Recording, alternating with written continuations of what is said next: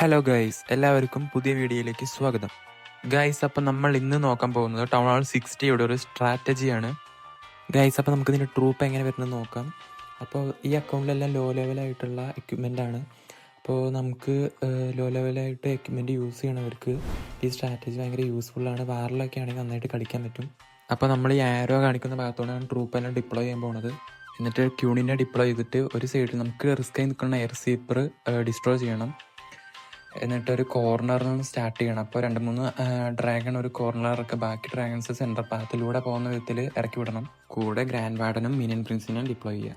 പിന്നെ ആദ്യം തന്നെ വാർഡൻ്റെ എബിലിറ്റി ഇതിൽ യൂസ് ചെയ്യേണ്ടതുണ്ട്. പിന്നെ അത്യാവശ്യം ഹെവി ആയിട്ടുള്ള എല്ലാ ഡിഫൻസിൻ്റെ ഏരിയയിലെത്തുമ്പോൾ മീനിയൻ പ്രിൻസിൻ്റെ എബിലിറ്റി യൂസ് ചെയ്താൽ മതി. പിന്നെ ഗൈസ്, മെയിനായിട്ട് ശ്രദ്ധിക്കേണ്ട ഒരു കാര്യം, നമ്മൾ ക്ലോൺ സ്പെൽ ഇടുമ്പോൾ അത് അത്യാവശ്യം ഞാനിപ്പോൾ ഇട്ട ഈ സ്റ്റൈലിൽ തന്നെ ഇടാൻ ശ്രമിക്കുക. അല്ലെങ്കിൽ എല്ലാം കൂടി ഒരുമിച്ച് ഇടുകയാണെങ്കിൽ അത്ര വാല്യൂ കിട്ടില്ല. ഇങ്ങനെ ഇട്ട് കഴിഞ്ഞാൽ അത്യാവശ്യം നല്ല വാല്യൂ തന്നെ കിട്ടും. ഇപ്പം ഞാൻ കളിക്കുന്ന ഈ ബേസ് കാണുമ്പോൾ റഷ് പോലെയാണെങ്കിലും വാളും ഹീറോസും ഒഴികെ ബാക്കി ഫുൾ ഡിഫൻസ് ഫുൾ മാക്സ് ആയ ഒരു അക്കൗണ്ടാണ് ടൗൺ ഹാൾ 60.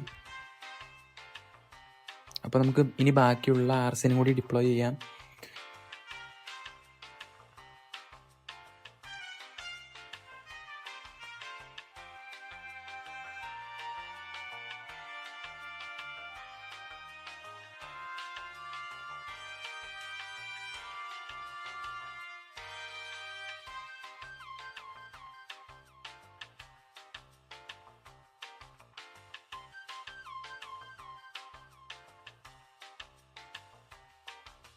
അപ്പോൾ സിമ്പിളായിട്ട് 3 സ്റ്റാർ കിട്ടിയിട്ടുണ്ട്.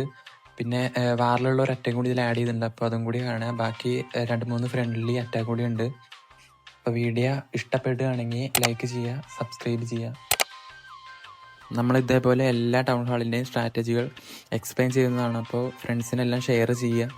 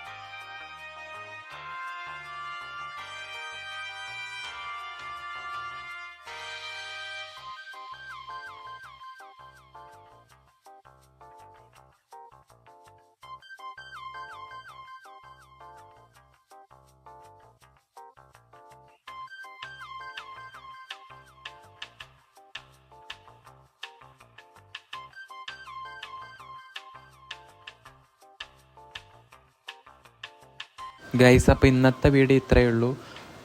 ഇനി ടൗൺ ഹാൾ 50യുടെ സ്ട്രാറ്റജി ആയിട്ട് അടുത്ത ദിവസം വരാം. അപ്പോൾ ശരി ഗൈസ്.